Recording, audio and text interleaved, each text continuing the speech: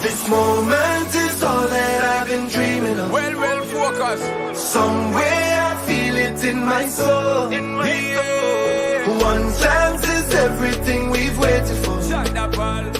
It's our time, so let we take it home and knock it out of this world. Out of this world where we going. Out of this world, yeah. Out of this world where we going. Yo, yo. So come on, let me Tell me take it. this.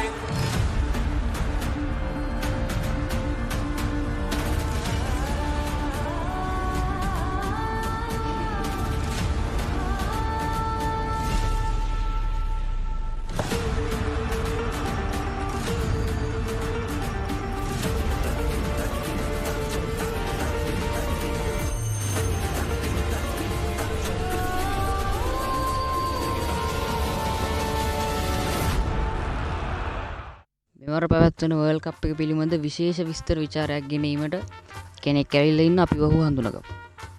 ඔව් මේ ඉන්නේ ඔහු. ඉතින් ඔහුගේ නම Elon Musk. ඒ සුටතරිඳු ආයිබෝන්. අයිබෝන් මම ඔබතුමාගෙන් අහන පළවෙනි ප්‍රශ්නේ තමයි ශ්‍රී ලංකා ක්‍රිකට් කණ්ඩායම මේ පාර වර්ල්ඩ් කප් එකේදී තරඟ පරාජය වීමට හේතුව. අපිත් එක් ගහපු කට්ටිය දින්න ඒකින්ද තමයි අපි පෙරදුන්නේ. ඒ කියන්නේ වෙන හේතුවක් නැද්ද? නෑ වෙන හේතුවක් නෑ. ඉදිරියේදී පැවැත්වීමට නියමිතයි මේ වර්ල්ඩ් කප් එකේ තීරණාත්මක තරඟ දෙකක් සෙමි ෆයිනල්ස්. ඉතින් පළවෙනි තරඟය නවසීලන්තය සහ දකුණු අප්‍රිකාව අතරත් දෙවෙනි තරඟය තියෙනවා ඉන්දියාව සහ එංගලන්තය අතරත්. අපි මේ ගැන විස්තර දැනගමු මේ කෙටි විරාමයෙන් පසු. නින්ද නොවන පන්තිය බානුක සර් අමතන්න 1.2 විතරයි ආයි ගය කතාවටයි 9.10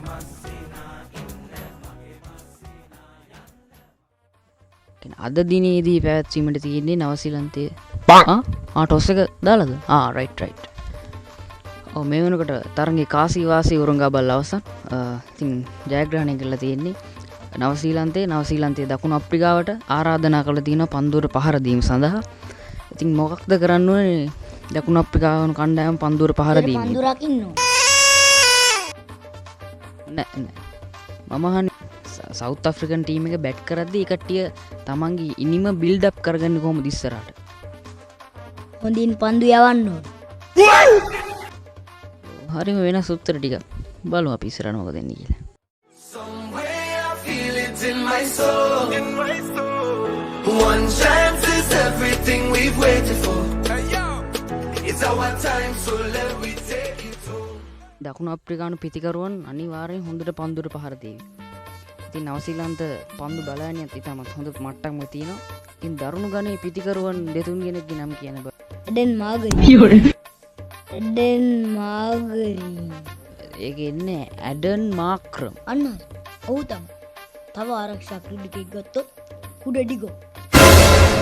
ක්වින්ටන් ඩිකොක්. අපි මේ අද කතා බහ ඉස්සරහට අරගෙන යනකොට අනිවාර්යෙන් කතා කරන්න ඕනේ දෙයක් තමයි මේ තරඟය අද පැවැත්වෙන ක්‍රීඩාංගණය. ක්‍රීඩාංගණය කොහොමද කියලා අපිට යම් තොරතුරක් දෙන්නකෝ.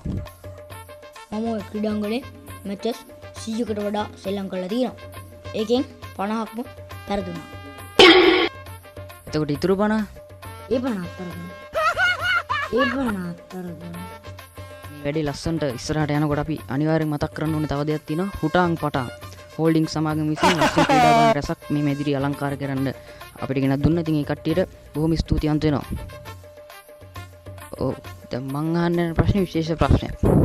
ඉතින් දැන් අපි දකුණු අප්‍රිකානු කණ්ඩායම පැත්තකින් තියලා සමස්ත ක්‍රිකට් ගත්තහම ගොඩක් පිතිකරුවෝ ඒ කියන්නේ තමන්ගේ ඩ්‍රෙසිං රූම් එකේ ඉඳන් තනතිල්ලට ගිහින් පන්දුවට පහර දීමට යාමේදී පළවෙනි පන්දු කියන්නේ තමාට එන පළවෙනි පන්දුවේම දැවි යනවා. මේකට හේතුව මොකක්ද? ඔව් දැන් ක්‍රීඩකයාගේ කාමරයේ සිට තනතිරලට එන අතරමඟ දුර වැඩි. ඒක අඩු කරන්න ඕනේ. දැන් ඔහු තනතිරලට ගිහින් බැට් කරන්න ගත්තාම හතිය. එතකොට අර බෝලේ දානවා පසපස බුග්ගෑවනේ මල්ලි කියලා තමයි කියන්නේ. අද අපේ වැඩසටහන අපි මෙතනින් අවසන් කරනවා. බොහොම ස්තුතියි අද එකතු වුණාට. වැදගත් තොරතුරු ගොඩක් අපි දැනගත්තා. ආය හමුවමි බලාපොරොත්තුවෙන් ඔයාලගෙන් අද අපි සමුගන්න ද ක්‍රිකට් පැවිල්ලිය.